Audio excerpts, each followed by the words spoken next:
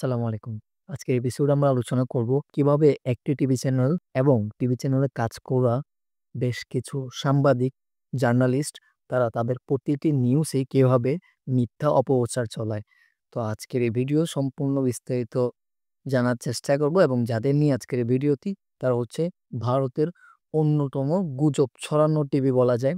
যাদের প্রতিটি নিউজে বাংলাদেশকে নিয়ে বাংলাদেশকে নিয়ে মিসইনফরমেশনে ভরা, যাদের প্রতিটি নিউজে কিভাবে বাংলাদেশকে নিয়ে মিথ্যা অপপ্রচার চালাচ্ছে তারা, তাদের যে ইউটিউব যে ভিডিওগুলো আছে তারা টিভিতে টিআরপি পাওয়ার জন্য এবং ইউটিউবে কিছু ভিউ কামানোর জন্য বাংলাদেশের সাথে তাদের যে সম্পর্ক রয়েছে, কূটনৈতিক যে সম্পর্ক রয়েছে তা তো ক্ষতি করছেই, তার সাথে বাংলাদেশকে বিভিন্ন ধরনের মিথ্যা অপবাদ দিচ্ছে। তো আজকে সব বিষয় নিয়ে আলোচনা করব এবং বেসিক্যালি রিপাবলিক বাংলা তাদের যে ইউটিউব চ্যানেল রয়েছে বা যে টেলিভিশন চ্যানেল রয়েছে ওই চ্যানেলটি নিয়ে আজকে কথা বলবো মূলত রিপাবলিক বাংলা। তো চলুন শুরু করা যাক। আজকে সর্বপ্রথম আলোচনা করা উচিত রিপাবলিক বাংলার প্রতিটি নিউজ নিয়ে। প্রত্যেকটি নিউজে এত পরিমাণ মিসইনফরমেশন যে কোনটা ছেড়ে কোনটা নিয়ে আলোচনা করব তাতে কনফিউজ হয়ে যাচ্ছি আমরা।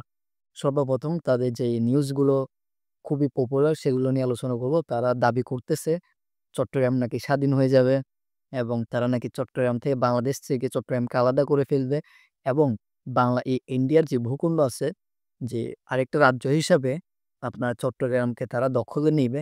তারপর তাদের যে বিভিন্ন ধরনের রাজনৈতিক যে নেতারা রয়েছে তারা বক্তব্য দিচ্ছে যে বাংলাদেশ নাকি ৩ লক্ষ হাতে ঠেলা রিক্সা নাকি অলরেডি রওনা দিয়েছে লং মার্চ টু কলকাতা। মানে কলকাতা দখলের জন্য নাকি বাংলাদেশে হাতে চালানো রিক্সাওয়ালারা নাকি ৩ লক্ষ রিক্সাওয়ালারা নাকি রওনা দিয়েছে।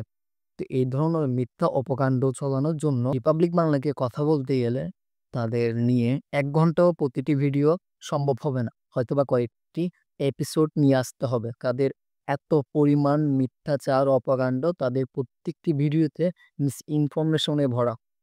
তো তাদের বেসিক্যালি যে জিনিসগুলো তুলে ধরা দরকার সেগুলোই আজকে কথা বলবো। প্রথমত তারা দাবি করতেছে বা তাদের নিজের মাধ্যমে তুলে ধরতেছে তারা নাকি চট্টগ্রামকে বাংলাদেশ থেকে আলাদা করে ফেলবে এবং চট্টগ্রামকে তাদের অঙ্গরাজ্য হিসেবে ভারতের আরেকটি রাজ্য হিসেবে স্বাধীন করবে। যাই হোক, মিথ্যা অপকাণ্ড চলানোর ভিতর ভারত যে প্রথম তা আবারও প্রমাণিত হয়েছে এবং গ্লোবাল যেই রিপোর্ট অনুযায়ী আবারও আমরা দেখতে পারতেছি। তারপর মাইক্রোসফটের রিপোর্ট অনুযায়ী ভারত মিথ্যা অপচার চলানোর ভিতরে তাদের যে মিডিয়াগুলো রয়েছে তারা কি পরিমাণ মিথ্যা অপচার চলায় তা সেই রিপোর্টগুলো দেখলে আমরা স্পষ্ট বুঝতে পারবো যে আসলে সত্যি কোনটা মিথ্যা কোনটা। এবং তারা আরও দাবি করতেছে যে বাংলাদেশের ভিতরে থাকা সনাতনী যে ভাই বোনেরা আছে তাদের উপর প্রচণ্ড রকমের নির্যাতন চলতেছে, যা কখনোই পুরাপুরি সত্য নয়। হয়তোবা কোনো জায়গায় সামান্য কোনো রাজনৈতিক কারণে বা পারস্পরিক কারণে হতে পারে সেটা। তাছাড়া বাংলাদেশে থাকা যে সনাতনী ভাই-বোনেরা আছে তারা কোনোমতেই যে তাদের জীবন রক্ষার্থে বা এরকম কোনো সিচুয়েশন এ তারা নেই। তারা খুব ভালো আছে আমার মতে। তারা দাবি করতেছে যে উনারা ভালো নেই এবং বিভিন্ন নিয়ে নিউজ করতেছে, মিথ্যা নিউজ করতেছে। ইসকনের যে জিনিসটা নিয়ে তারা নিউজ করলো, চিন্ময় দাসকে নিয়ে তারা করলো যে নিউজগুলো খুবই মিথ্যাচারে ভরপুর ছিল অনেকগুলাতে এবং তাদের প্রতিটি নিউজেই এখন আপনার দেখতে পারবে যে বাংলাদেশকে নিয়ে বেসিক্যালি রিপাবলিক বাংলার যে ইউটিউব চ্যানেল আছে, বাংলাদেশকে নিয়ে প্রতিদিন কমপক্ষে মনে হয় যে ৫০ টির উপরে ভিডিও তারা আপলোড করে থাকে তাদের নিউজ চ্যানেলে। এর পাশে আপনারা দেখতে পারতেছেন হয়তোবা যে তাদের ইউটিউব চ্যানেলের যেই লাইভটা আছে তা দেখতে পারতেছেন কি পরিমাণ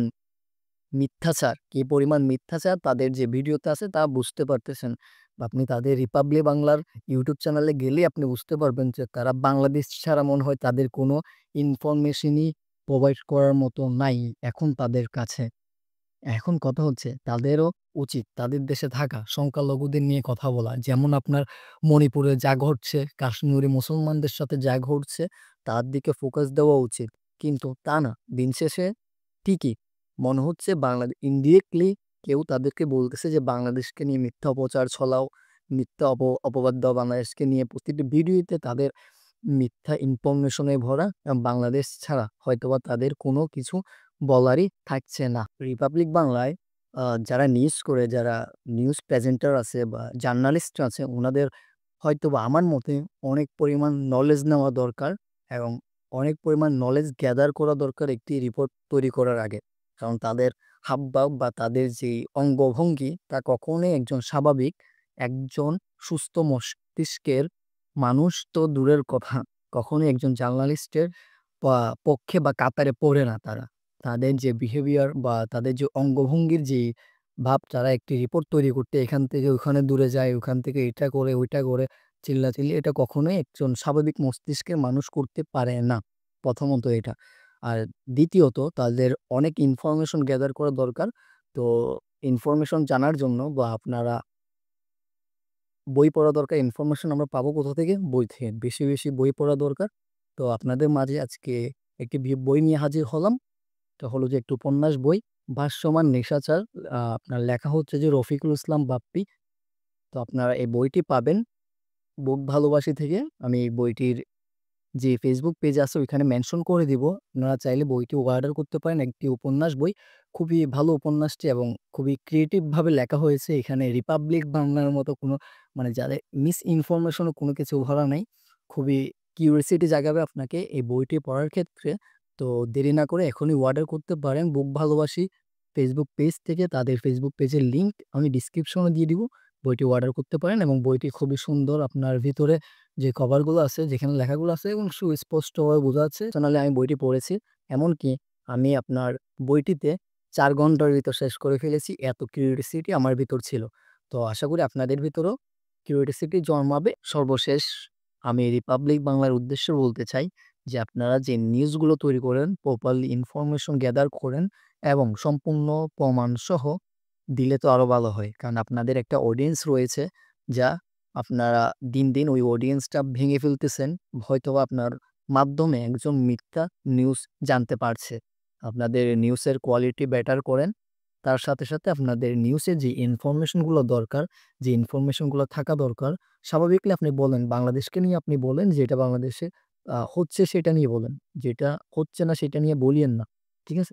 আপনি যেটা সঠিক সেটা তুলে ধরেন। সেটা ১০০ বার তুলে ধরেন। কিন্তু আপনি যখন একটি দেশের উদ্দেশ্যে বা একটি দেশকে নিয়ে যখন আপনি মিথ্যা অপপ্রচার চলাবেন আপনার নিউজ চ্যানেলে, সেটা জাস্ট আমরা বলতেছি না, পৃথিবীর আপনি গ্লোবালে এখন আপনার দেশ কিভাবে মিথ্যা অপপ্রচার নাম্বার 1 হচ্ছে সেটা আপনারা রিপোর্ট অনুযায়ী দেখতেছেন। তা কিন্তু বাংলাদেশের কোনো ব্যক্তি রিপোর্টটা তৈরি করতেছে না। মাইক্রোসফটের রিপোর্ট অনুযায়ী কিন্তু আপনারা মিথ্যা নিউজ তৈরি করার ক্ষেত্রে নাম্বার 1 এ। আজকের মতো ভিডিও এখানেই সমাপ্ত করলাম। পরবর্তী ভিডিওটি আসা পর্যন্ত ততক্ষণ পর্যন্ত ভালো থাকবেন, সুস্থ থাকবেন এবং এরকম ভিডিও পেতে আমাদের চ্যানেলটিকে সাবস্ক্রাইব করতে পারেন। পাশে থাকা বেল আইকনটি প্রেস করে দিতে পারেন। আল্লাহ হাফেজ। আসসালামু আলাইকুম।